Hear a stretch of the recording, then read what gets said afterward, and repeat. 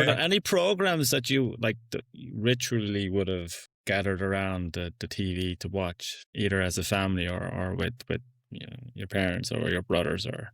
Oh, definitely. I lost my background there, but Wanderly Wagon. I had a nice image there to start. Would you believe how many years do you think that was out for? I'd say the 70s at least, rolling into the 80s. 68 to 82. Wow, that's some run, isn't it? Judge the dog was a judge. Judge, yeah. Judge. And sneaky snake, wasn't it? Sneaky snake, yeah. That was it. Snake. A shaky snake. And Bosco, I suppose, was as we see there with Niall. My old friend hanging around over his shoulder there. Our old friend Bosco. Bosco was around from 83 to 96. That's which we live. Yeah, well, I was a massive Bosco. Yeah, Bosco White. I had a Bosco at home. I had the mug Bosco. Bosco, I remember very fondly. I learned a lot of things through that magic door. One thing, I'd love a magic door now. But it's a knock, open wide. It's a different kind of opening. See what's on the other side. A big one for me when I was a kid was the Muppet Show. Yeah, Muppet Show, yeah. They rebooted there a couple of years ago, and then Fraggle Rock when that came on as well.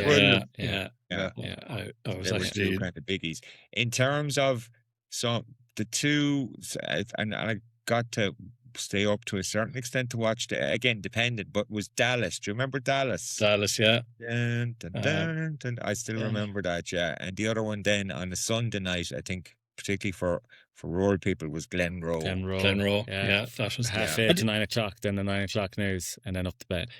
Yeah, the competition for Dallas was Falcon Crest. I don't know if you remember that. Yeah. Never really got off the ground. Yeah, J.R. Ewing was I was like, when I grow up, I want to be J.R. He was a legend, absolute legend, some man. Yeah. But Dallas probably back at that stage for us was probably a show we shouldn't have been watching really. Great to him, compared to what it was definitely after the watershed, as they refer to it. So. But anytime I think of Dallas now, do you know what image pops into my mind is Pat Short wearing that T-shirt on Fat or Ted. I shot JR. That's the image I have, not of the actual TV show. But and was there other shows, guys, that structured the evening? Like obviously the Angelus, I suppose, back in the day was a big thing. 6 o'clock, the Angelus had to be on. It was in our house. Not in our house. We not much religion in our house, but no, but it was. I suppose it was. You'd be told to switch over to the Angelus.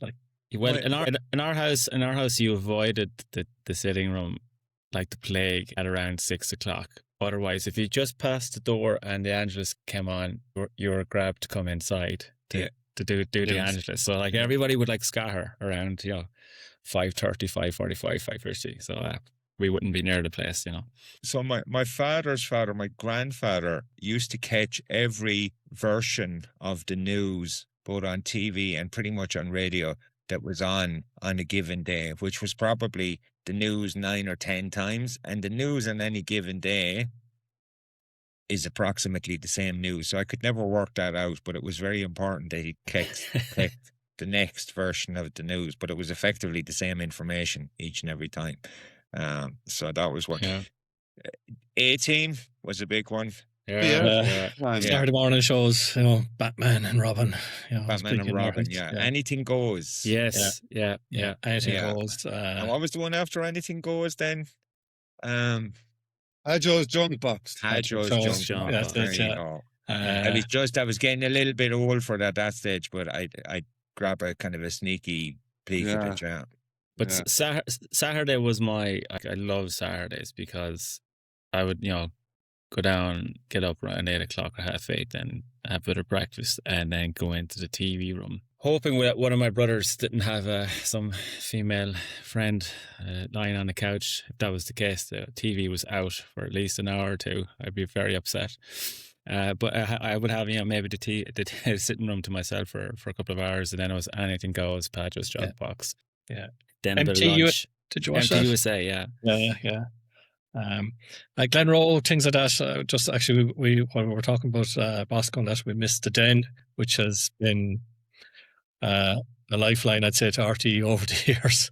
Like that has been out since 1988. Is there some version of it still even going, I think? Sure. Yeah. I don't watch TV at 3 o'clock during the week. I'll check it out. Full of time. Here's one for you. Do you remember Dilly No Douse O D? Yeah. Couldn't understand what they were, but yeah. No. Scratch Saturday as well. Do you remember that? Scratch Saturday, yeah. No, I never really. I know of it, like, but I never really got into it. But was that not more radio? Or? I was pretty sure that was on at some point. The Ninja Turtles obviously was big as well back then. Yeah. I think certainly in terms of our parents, obviously the Late Late Show. Yeah. Like, it's amazing how impactful or kind of culturally important in an Irish context that the Late Late Show has been. Yeah. Even the Toy Show. We still watch that every year. It's just tradition. Pat Kenny on a Saturday night as well. Well, our house is where we're a Gay Byrne house. We were not Pat Kenny house. And Gay Byrne on the radio as well, so he was equally kind of influential there, so to speak. Yeah. Like, certainly in terms of TV, he was a massive figure, wasn't he? Yeah. Like, in terms of rituals in our house, it would have been with my mother watching the Late Late Show on a Friday night. That was, you just panned out on the couch and just watched the Late Late Show. And then you remember all the specials they had, like the Christy Moore's special, Dubliners and all that. Yeah. Anyhow, go on. Yeah. For any non-Irish listeners, it's still going, and as far as I know, it's the longest running chat show in the world. It is. I don't know how long it's going for, but it's the longest running in the world. Going to the mid-60s, I think, something like that. Cracking drum team to that as well, by the way. The music to that was pretty good. Mike, that's it for the TV. Yeah, that's it, guys. I suppose the only thing, as I said, there's a couple of shows there. I suppose they're all Irish related shows because predominantly that's all we had was RT1 and RT2, but I'm sure some of our listeners would have fond memories of different channels depending on whether they had access to Sky or BBC. I'll finish on this thought. Wouldn't it be good just to stick kids today into a room and only have 2 channels for them and not have anything else? Choose their life. The broadband went down for my 2 there a few weeks ago, and you'd swear a grandparent was after dying for the weekend. Here's the one. It was. They were grieving. Is the only really way I could describe it. If you want to have a family meeting, just turn off the broadband, and they'd all accumulate around the router box. Right, Niall. Movies. Yeah. Okay. So I've taken a slightly different, I suppose, approach on this, but again, because I was into my movies and I enjoyed probably more than TV, to be fair.